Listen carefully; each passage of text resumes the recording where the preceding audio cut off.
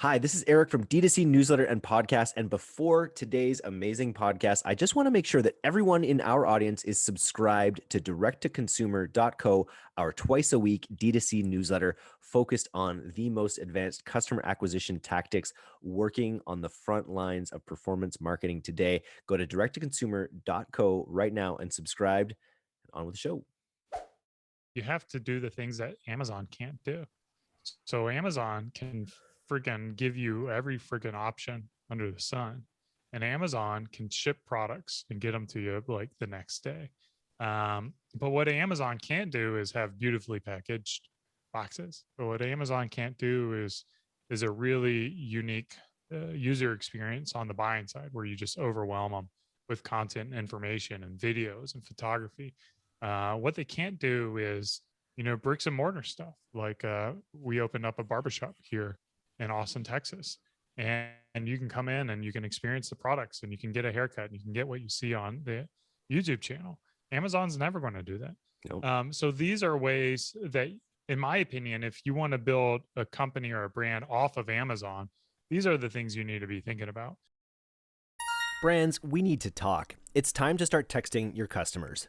Yotpo, the leading e-commerce marketing platform, has the most advanced SMS marketing solution to reach customers where they are on their phones.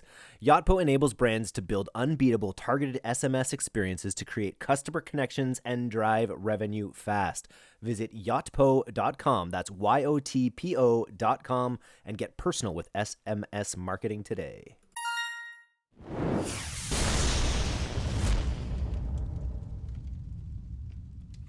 Hello and welcome to the DTC podcast. I'm Eric Dick, and today we are extremely lucky to be chatting with a true DTC OG, founder of Beardbrand Eric Bandholz.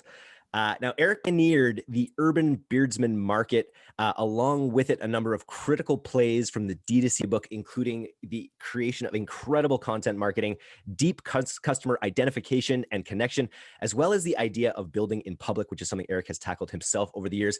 First of all, I'm just always able to meet another Eric. Welcome to the DTC podcast. How are you doing? Yeah, look at us, a couple of Erics. Just sitting here, chatting. Just chatting business. Chatting business talks. I love it. I wanted to say, you have such a perspective, I think, on the D2C space, having really pioneered that, Beardbrand, over the years. I wanted to ask, what are the main sort of strategies and tactics that you sort of you will say were the main reasons for Beardbrand to become such a entrenched, long-standing brand?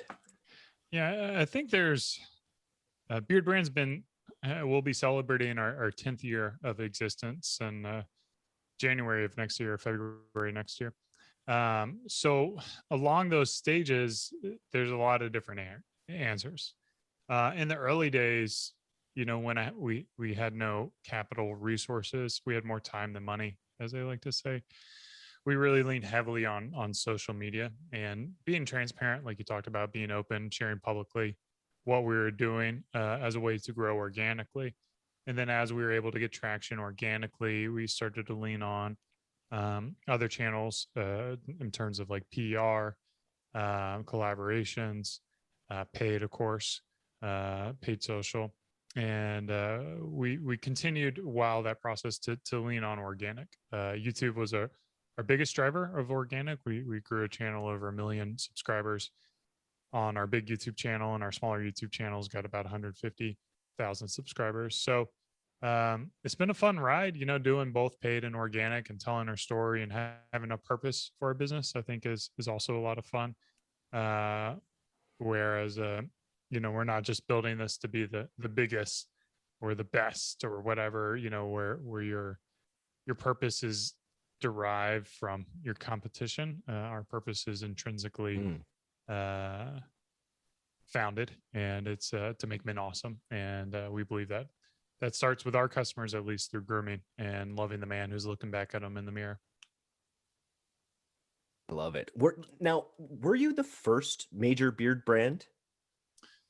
Well, I mean, we're the only beard brand. Or what? There's only one beard brand. You're the only. Yeah, sorry, you are the beard brand. But I meant that in a more general companies term. that sell beard grooming products. There were if I remember correctly, there's a company called I think it's like MC or something like that. They had a product called Dude Number One. I think that was the very first beard oil. And then we Okay. started off. We didn't even start off selling our own product. We worked with a company called the Bearded Bastard, and we sold their products for about a half a year before we developed our own products.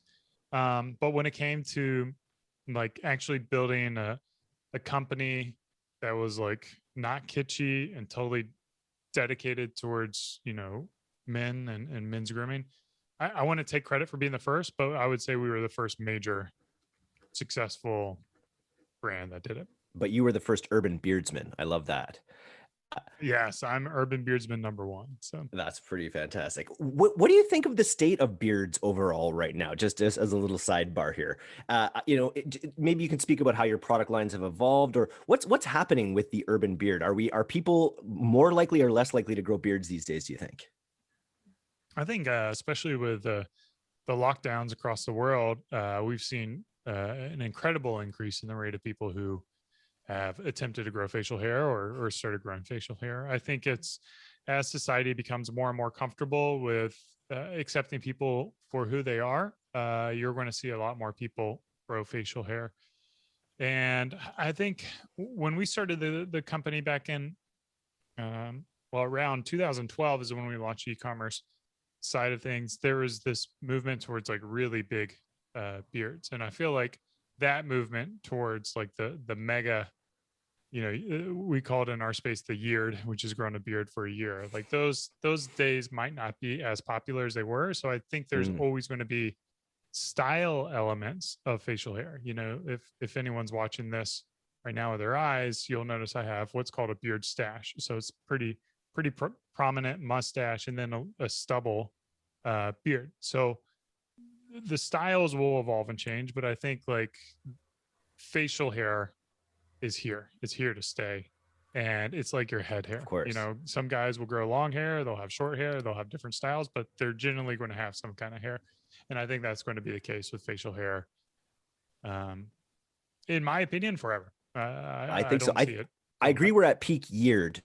I imagine that first year of lockdown was probably like the global high of yeared in, the Middle Ages, perhaps. Just because so many people were in that mode of just sort of that not knowing what the future held and just sort of being in this holding pattern. So why not grow a beard? But I fully agree that, and I love the way you tie it to people their authentic selves, because there's really something. It always felt so weird to be running, always running this sharp blade over my face to take off what's trying to come out. And so it's interesting. It's a great way for personal expression.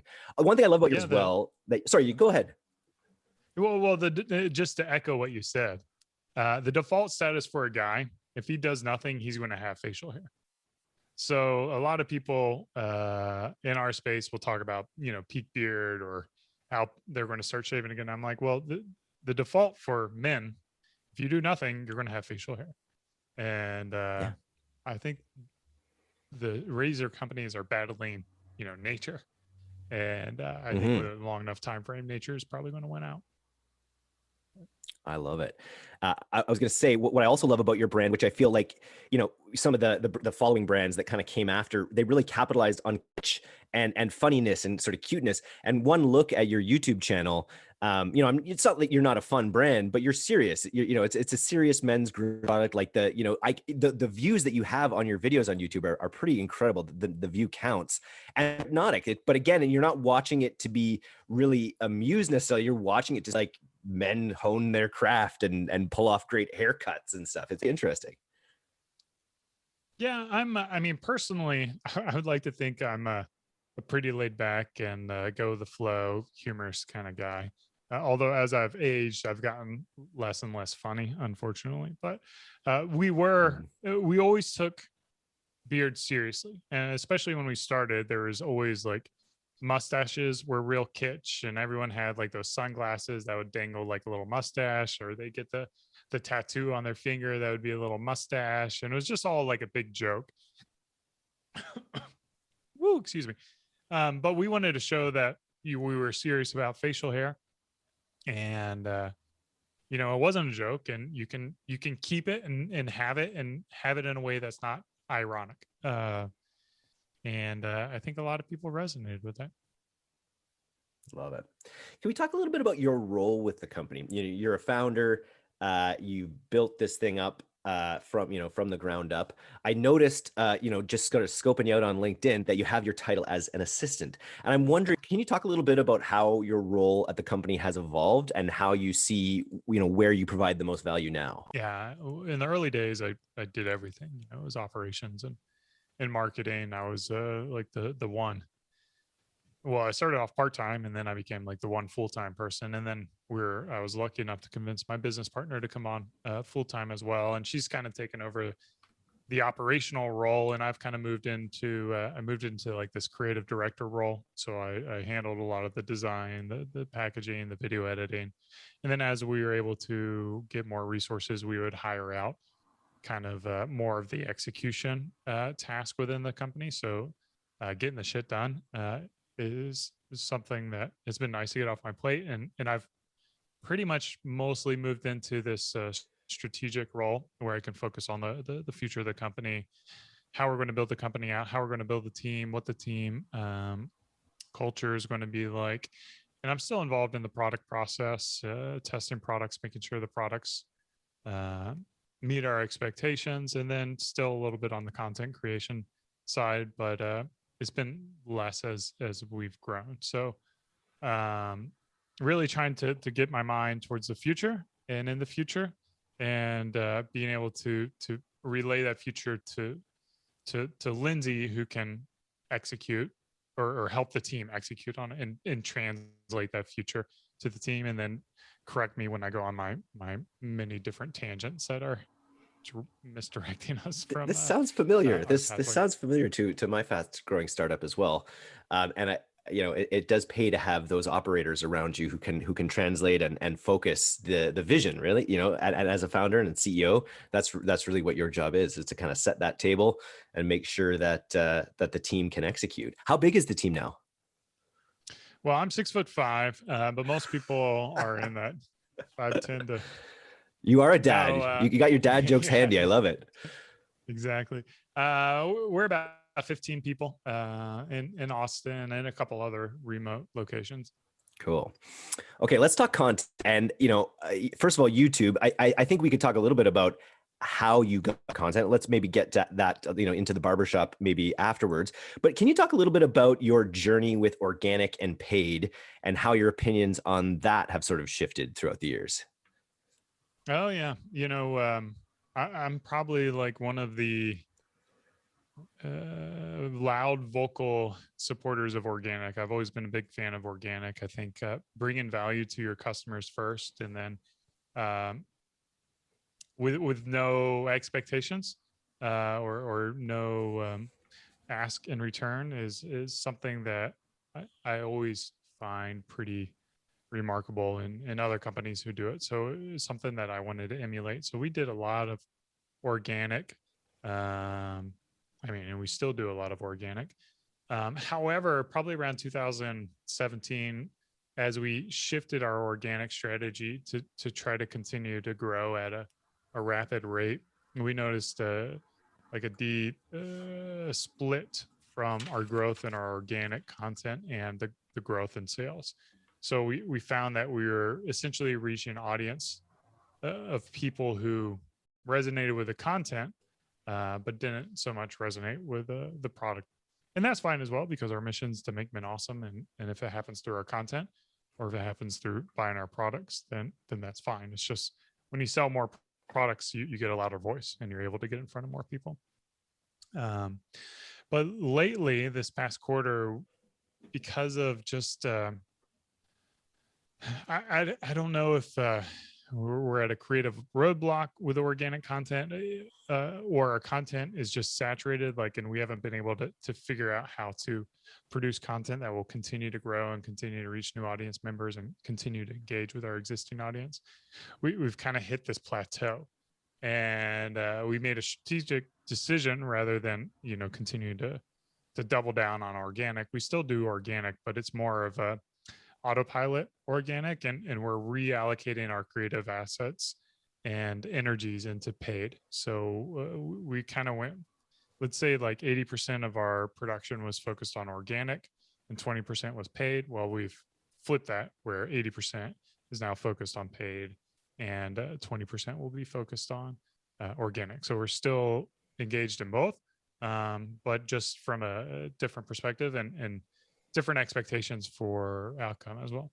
Interesting. Yeah, I think it's a good spot to be going that way, because so much of the good paid stuff is merging with content as well. So I think a lot of the best marketers out there are content marketers. So you really cut your teeth in that space. Things like pre-sale pages that leverage your amazing library of content in strategic ways, I think could be super effective as you kind of make this 80-20 kind of flip.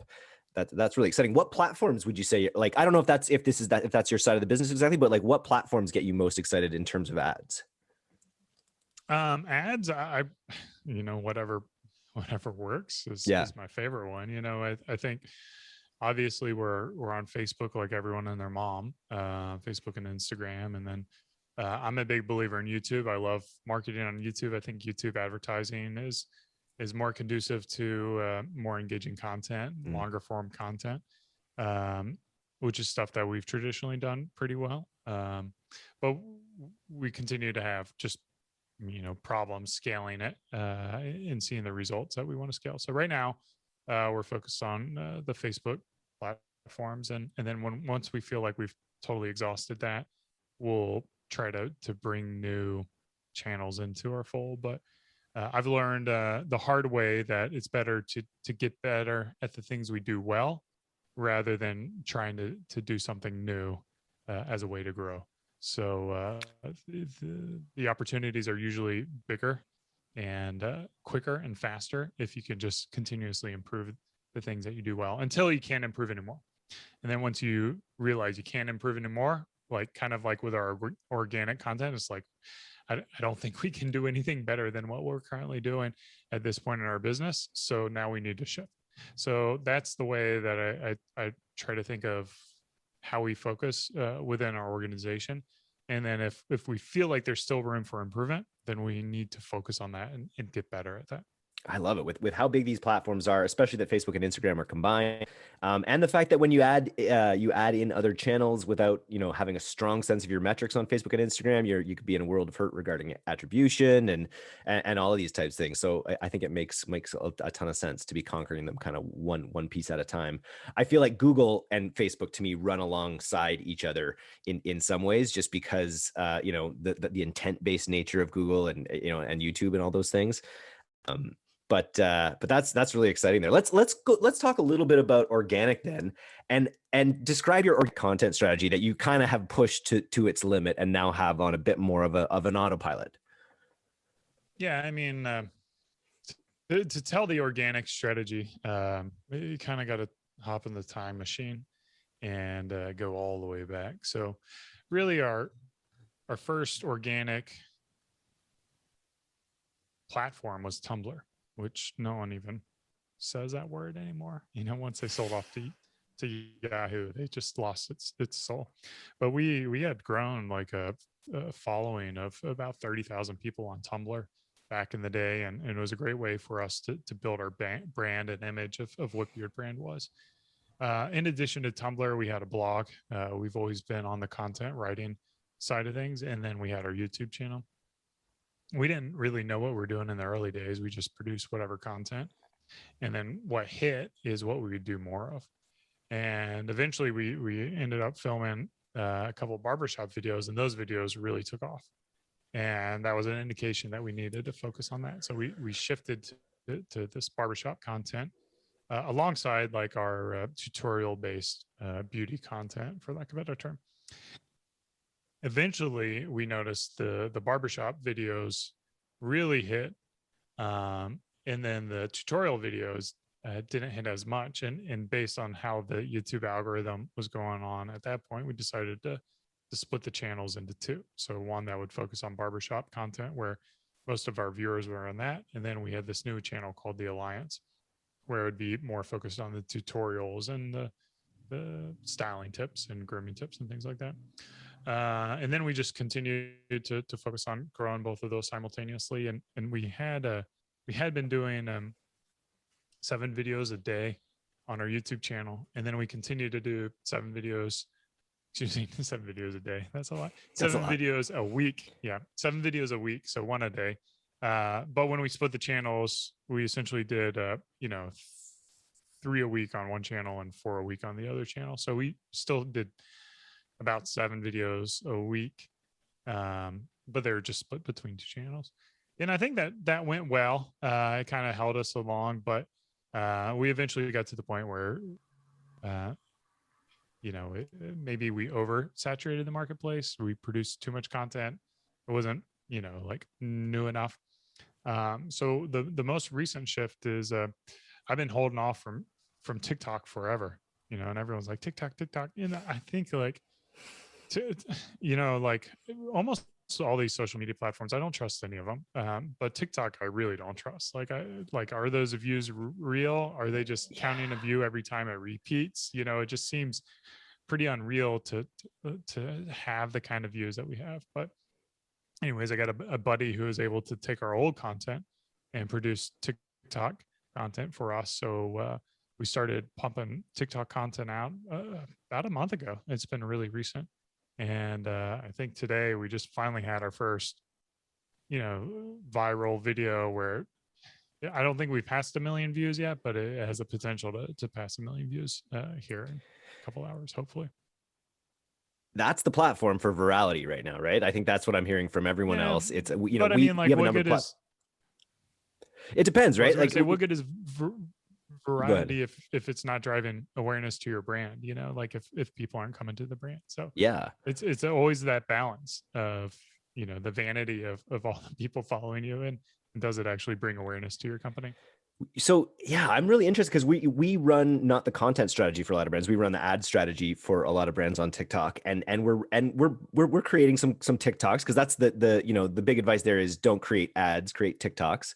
But at the same time, they're still kind of they're ads from another platform that we've kind of TikTokified, but they're sort of running it at a ROAS positive rate, after attribution and all that. So it is doable just to kind of view it as an ad platform as well. But you're not going to get that virality that you're not going to catch a surge of brand awareness like you can, which is, I think, a really attractive part of growing that top of funnel. Yeah, it's exciting. I think that's one thing that you got to think about in business too, is if you're in it for the grind, for the long haul, is a new platform like this is a way to bring spice into your marketing efforts, something to learn, something to conquer, something to figure out. Clearly, there's people who have found ways to find engagement on the platform and build success. And, like, we want to figure it out, and in just a month, we've been able to get 15,000 followers on a TikTok platform that, is for young people. So it'll be interesting to see if we can continue to grow that and get that up to the same kind of follower range that we have on our other platforms. Love it. Well, you hinted at it a little bit in that answer there, in the notes here, to talk about, like, what mindset do you recommend for D2C brand builders just getting into it? Like, the landscape has shifted a lot since you started. It's still low barriers to entry. I think you'd probably agree, but maybe not as low as back then. What's your major advice for the mindset of D2C entrepreneurs right now?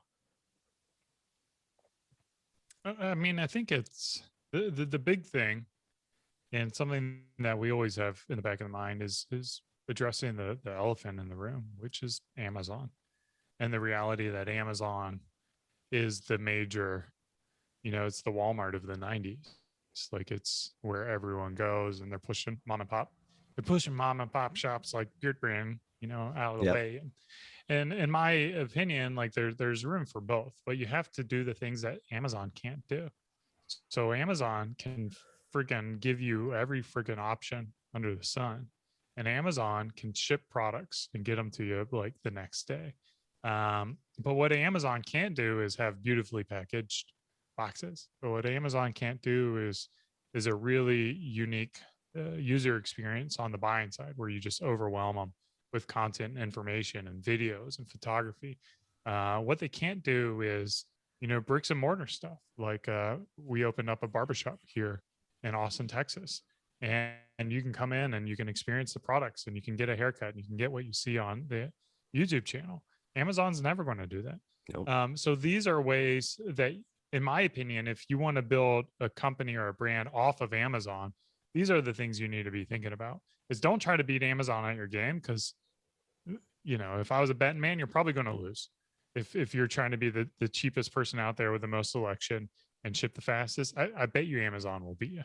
But if your game is recognizing what they're good at and what they're not good at, and then making your business cater towards those people who don't want the Amazon experience, then you're going to be able to carve out a nice little niche business, and one that there's still tons of opportunity and tons of business out there. That's interesting to they are such a force in the industry. Have you, like, has your stance on Amazon been consistent since day one? Have you guys dabbled in Amazon? Have you, it sounds like you're because most branders I talk to probably are doing both. They're focused on D2C. They're also running on, but it sounds like you've made a decision just to really not be on Amazon. Can you talk about that a little bit? Yeah. So we don't sell on Amazon. We haven't sold on Amazon for about like 3 years or something like that. We did sell because all my buddies are like, oh yeah, you're just leaving money on the table by being on, not being on Amazon or not focusing on Amazon. And after one of these conferences, I heard enough and I'm like, yeah, you know what? You're right. Let's try Amazon. Let's try to do it right. Let's try to grow it. So what we did is up to that point, we had been selling through a third party, essentially like a wholesaler who would sell our products on Amazon. And we figured, well, if we do it in-house, then we no longer have to pay their margins. And then we'll just hire someone to manage the listing and do really good at it. Well, we were never able to hire that person. And in that process, like, our listings had kind of expired and stock had run out. And we found that we essentially weren't selling on Amazon anymore. And I'll give you some numbers in a round number. So let's say our product sold for $100, which means we would sell it to the wholesaler for $50, and they would sell it for $100 on Amazon. Our hope was that by getting off of Amazon, we would essentially generate that same revenue that we lost to the wholesaler. So the worst case scenario is we replace what our wholesale sales were. The expected experience is we would convert that $100 that was sold on Amazon to the $100 sold on Beardbrand. But what we found is it was actually about $200 that we were generating. Because what happens, in my opinion, is people would go to beardbrand.com, they would shop, they would find their products, then they'd immediately pull up Amazon. They'd go to Amazon, they would buy the product because they trust Amazon, and that's fair. And then Amazon would be like, hey, check out this Chinese made crappy brush and comb. Why don't you buy that? And they're like, oh yeah, I'll do that. So they end up spending whatever our product is and the accessories. Whereas now they come to beardbrand.com and we're like, hey, why don't you check out our French made brush and Italian acetates and nice comb. And they're like, yeah, you're right. I'll do that. So they end up buying a couple products with us. Whereas when we're selling on Amazon, they buy the one product, but they want to buy the other one. So we maintain the AOV of what they had, but all the products were Beardbrand products. So we were, after all was said and done, being on Amazon was actually detrimental to our business. It was hindering the growth of our business, and we we're just giving margin to Amazon. So I think a lot of people who are brand focused, right? Here's the key: your company's brand focused. They're searching for your brand on Amazon. You are shooting yourself in the foot by being on Amazon. I'm just going to flat out say it. You are losing money by being on Amazon if you are a brand driven, like Nike. If I was Nike, I would do everything in my possible, everything I could to get my products off of Amazon. And people will go to Nike.com and get the products. They're just literally just giving margin to Amazon because people will shop at Nike.com. Like, if people want Nike shoes, they're getting Nike shoes generally, right? Regardless. Yes, exactly. Now here's the thing: if you're not a brand, if you've got an excellent product, and nobody knows who the heck you are, but your product is amazing, sell on Amazon. Trust me, you'll make tons of money. It's a great platform. You'll get your reviews. You'll be able to grow. So I really want to distinguish that there is companies that do well on Amazon, and then companies where Amazon's going to screw you. And you're going to think you're doing great because you'll see all the sales on Amazon, but those sales would have been on your domain.com. I imagine too early on in categories, there's opportunities for brands before all of the Chinese copycats or whatever copycats come in.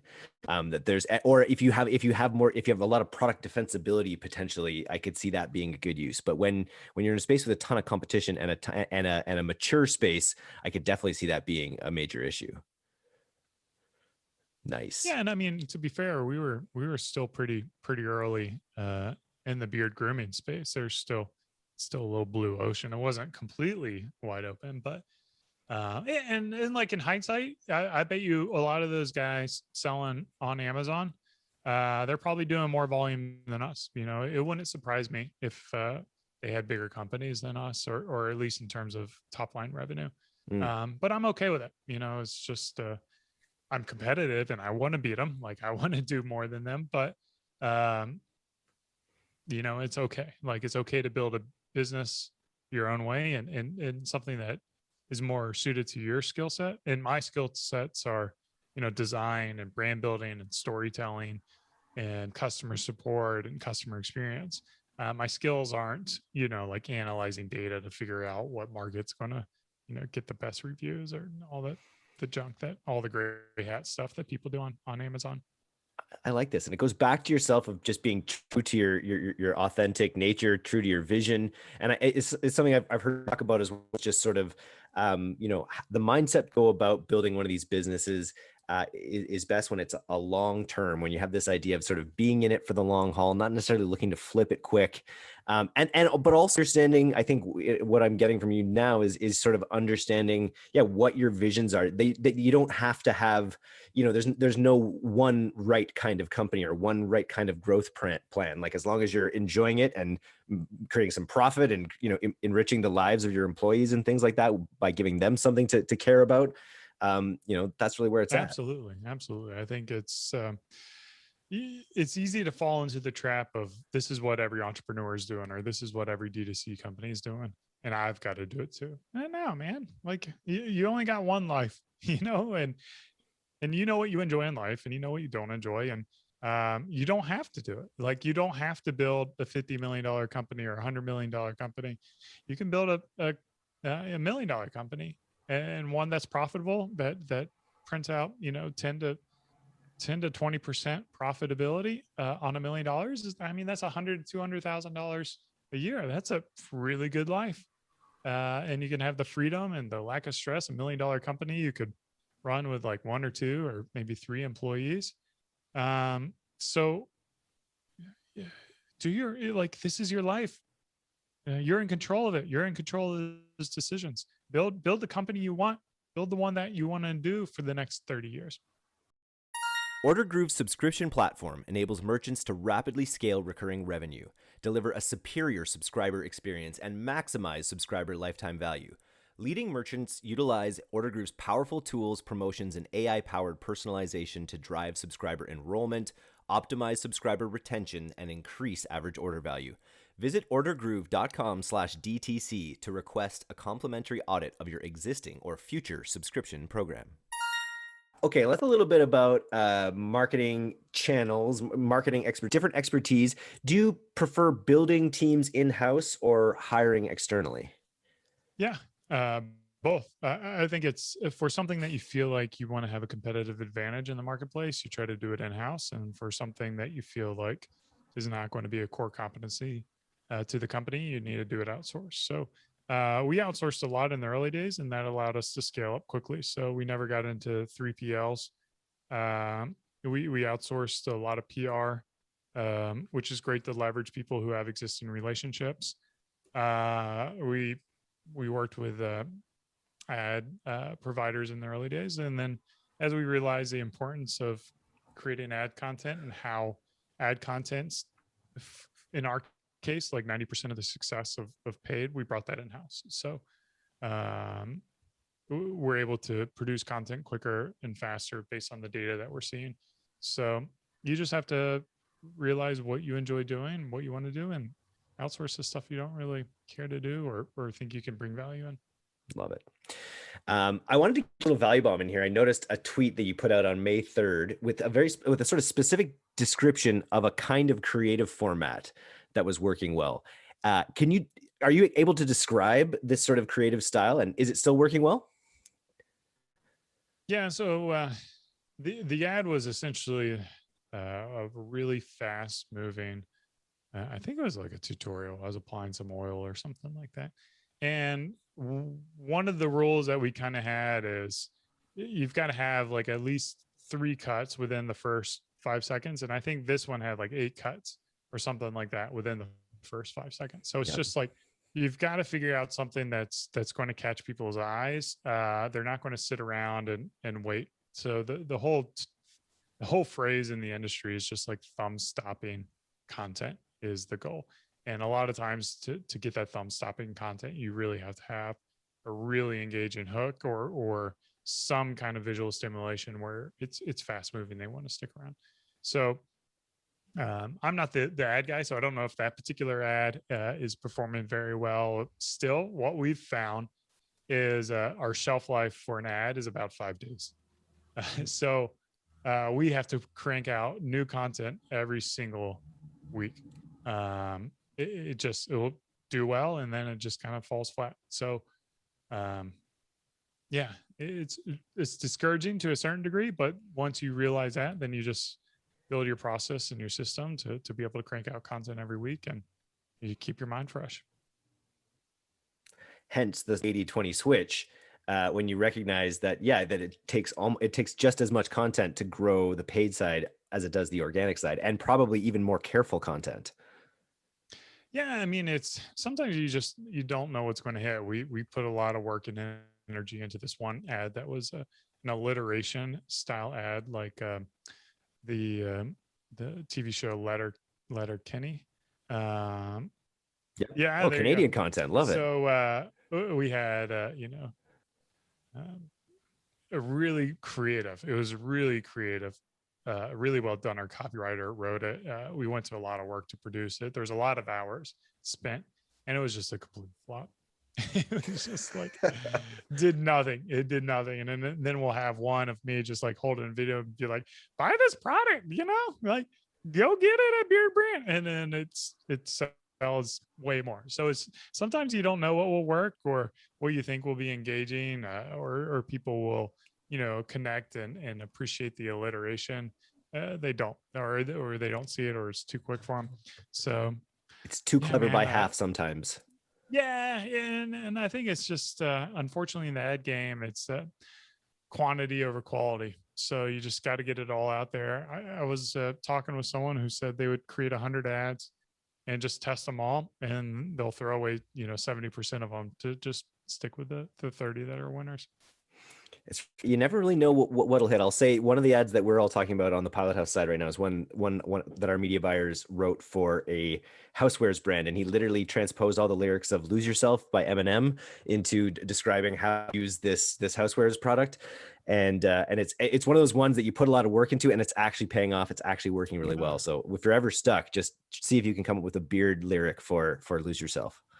Yeah, I know it's possible, but the name of the game is you just don't know. And the same is with organic too. You create organic content that you think is going to hit, and then you get a couple hundred views, and then you do something else where you're just like, I had to get it out, and it's 1 million views. So you never know, like the real nature of what's going to produce. But the more you do it, the more you learn, and the more you learn, the more refined your content can be. And it's like a skill set that you're going to sharpen. So I would encourage anybody to focus on progress over perfection, and not have the perfect ad. Instead, have the ad that gets out there and learn, like, look at your ad data. And it's like, when are people dropping off? Oh, they're dropping off right here. Oh, yeah, that's when I went on a 30-second rambling about whatever. I'm not going to do that again in my next video, So, or if I'm going to do it, I'm going to do it at the end of the video, So there's just things that you want to glean, and you're not going to be able to get that data unless you push stuff live.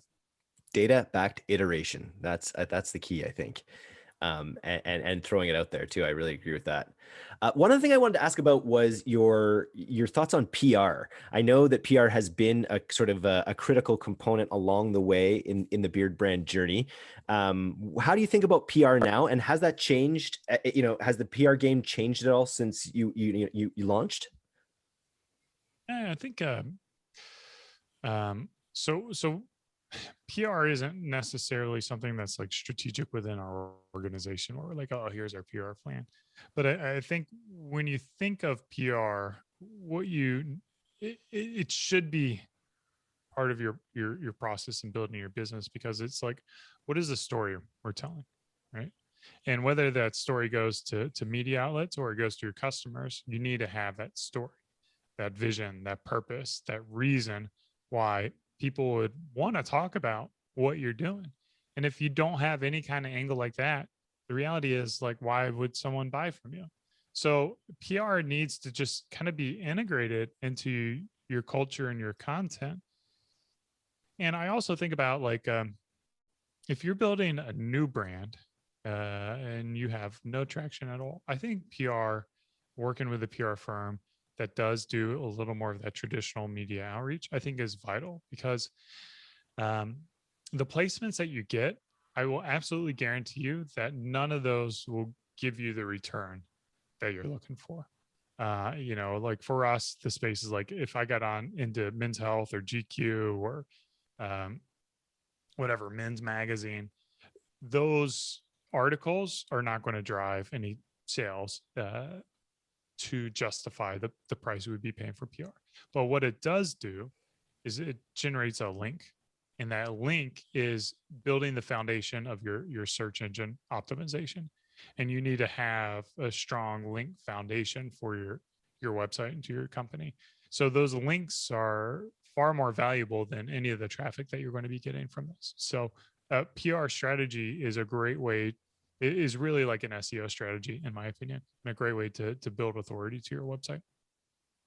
I love it. And I think as performance marketers, quite often you're looking for that direct return, the direct response.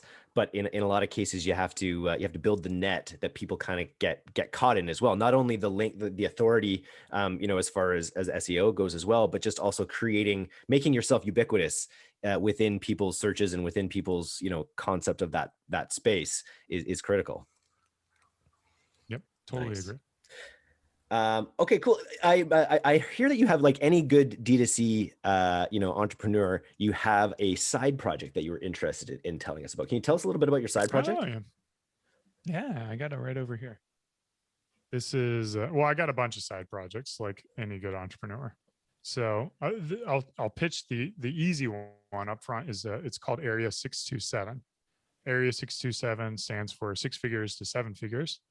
And area is an acronym for the first letter of all the founders' names. So we're very proud of the name. But Area 627 is essentially being able to export all the junk in my brain and to give it to someone who's in a 6-figure business, who's gotten traction and wants to get to that next level. And we're looking to partner up with companies who want to kind of bootstrap. And I get the irony of us like investing in a company, but to me, it's more about building a partnership with a brand that will stay with for the next 10 or 20 years, not as like this investment to grow a company to sell. So we're trying to help people build sustainable businesses that they're going to love for the next 20 years to the rest of their life. So that's Area 627, and we've already got a deal that's going to be closing pretty soon that we're pretty excited about. So knock on wood, it's not totally wrapped up, but we're pretty excited about. And then the other one is this brand sovereignty. Everything's still promotional. We're trying to get it launched in third quarter, September. But the goal is really kind of what we found is a lot of our beard brand products were used by the women on the team, and being able to help women use an amazing product. And the reality is, as good as the products going to be, it's going to be really hard for women to get behind a brand called BeardBrand. It's just, it's clearly targeted towards men, and we're okay with that. It's a men's brand. So Sovereignty is going to be, it'll be gender neutral. It's not going to really be like a women's brand or a men's brand. But ideally, or primarily, we're going to be speaking to women and kind of their needs, along with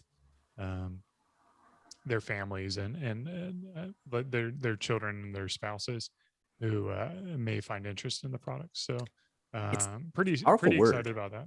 It's a powerful word, sovereignty. Especially in our modern climate. I feel like sovereignty is at a bit of a premium. That's a pretty, can you talk a little bit of decision to with that? Yeah. I mean, if we really want to go down the rabbit hole, I'm a good old fashioned libertarian. So I love, I sensed that. I sensed that from your answers. I'd love to do a second podcast on that. Yeah. Libertarian, freedom. Our core values are freedom, hunger, and trust at BeardBrand, which coincidentally or not so coincidentally align with my personal core values. And sovereignty, so it's spelled differently. It's SOVRNTY, is a domain. It was actually my graphic design business, and the business that BeardBrand started under when we launched. And I always had the domain and the name. I like the name. And I wanted to build a brand that was focused around self-sufficiency and kind of like that individual sovereignty or that personal freedom, and target people who value that kind of things, and to make products that would fit that lifestyle. So I don't want to go too far into it because, I'm sure there's an entrepreneur out there who's a little more nimble than we are right now, that might take all the good ideas, but yeah, it will be the BeardBrand, probably like a slightly modified version of the BeardBrand formulations for our products, and catering it towards an audience. So it won't be the exact same products we're doing, but we'll be leaning heavily on our internal staff, the women, and how they use the product, and kind of making it for them. But yeah, self-sufficiency will be like an overwhelming theme within the organization. I like it. I think there could be a real rebound to that in the coming months, even as this whole situation subsides a little bit. And I think it could be well positioned. I really like it. We'll see. It's like BeardBrand. BeardBrand, to a certain degree, is a passion project of mine. I love facial hair. I've always wanted to have a beard. I'm urban beardsman number one. I am the customer, and sovereignty is the same thing too. I live a debt-free life. That's like the big one, but I'm like free. I'm free. I can travel where I want, spend time with the people I want. I have a job that I love, and I want to create a life. And I want to help people live that life too. I want them to find a way to be self-sufficient and do so I say it right here on the label. It's help our customers live a life that's more sustainable and more focused and one of their own choosing. I love it. Do you ever find yourself wondering, should we have just listened more to Ron Paul? No, I won't even let you answer that. But let's move on to our rapid fire round, where we ask questions and we're looking for 30-second kind of answers to. Can you name 2 brands outside of yours that you're a big fan of? Yeah. So I just picked up these sunglasses. They're an Austin brand. Oh, there we go. You like that? Oh yeah. For those who can't, I love those. Yeah, we're Pit Vipers, right? No, well, they're not Pit. I do like Pit Viper. Pit Viper is a brand that I do. Yeah, they're a little more. Yeah. These are Rokas, ROKA. Nice. They're an Austin brand, and I'm a complete sucker for any company that does customization. So I custom selected the components of these glasses. So they're pink on the side, neon yellow on the bottom, and blue lenses, and got this total 80s vintage vibe. So Rokas are pretty cool, what they're doing. Pit Viper, of course, is super cool, which has a very similar vibe. I also like Onyx Coffee Labs, which makes some amazing coffee, and their website is stunningly beautiful. Tracksmith, from an athleisure standpoint, They're doing some cool things. Another Austin company here in town, Cricket. I could go on. There's a lot of brands who I really admire. This is cool. I'm gonna reach out to all of them. I want them on the cast.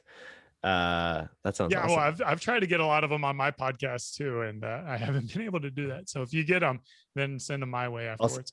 I'll send them back your way for sure. That's awesome. Okay. Next question is, if we were to give you a $50,000 grant to use in your marketing, where exactly do you use that in your marketing in the next month? Yeah, I think it depends on the company. So if it's something like Sovereignty, that's a fresh new company, I would like to get products in the hands of influential people in a way that I might be able to generate user-generated content and proof of the social proof, I guess is what they call it. However, if it's an established brand, I'll just continue to pump it into things that are working. So social is working well for us. So just paid ads. Nice. And then do you have a scrappy marketing story you could share? I feel like as marketers, performance marketers, we've all got some times where we pulled some wild stuff together, pulled off a scrappy marketing campaign. Do you have anything like that? I mean, the whole like first year, everything was scrappy. I don't think we paid for anything.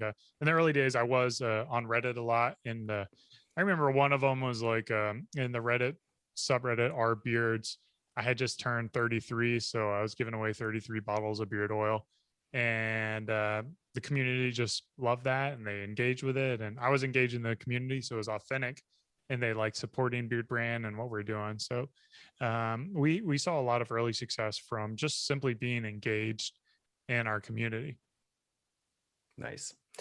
Okay, cool. Well, if people want to get in touch with you about any of your brands, including Area 627, which I think is a really cool project. And even just to say about that quickly, like not only, you're going to be bringing, these brands that you're working with, but the community of other entrepreneurs. That's something that I find, this newsletter, this podcast, bringing together a bunch of D2D entrepreneurs is always a very valuable, whether that's in a mastermind or a community or a Slack group. To find when you get these people together, amazing things happen, and there's a lot of fun to be had, aside from all the business as well. So I feel like that's a really cool opportunity. And if people want to get in touch with you, how do you recommend they do that? Yeah, so Area 627, like you said, our first investment is a solo founder who wants that ideation to be able to bounce ideas off of with business partners. So area627.com, sovereignty.com, sovrnty.com, and beardbrand.com are all the businesses that I'm part of. And then me personally, I'm Eric Bandholz. I'm the only Eric Bandholz out there, but Twitter is my preferred social media platform. So hit me up on Twitter. It's @Bandholz is my handle. Nice. I want to thank you for coming on the D2C podcast today and sharing your experiences with us. Hope you'll come back soon to see how things grow for throughout 2021. Yeah, this has just been two Erics having a good time together. Shooting the breeze. And the next podcast we'll do Ron Paul, and I'm very excited about that. There you go. Cheers. All right. Thanks, Eric.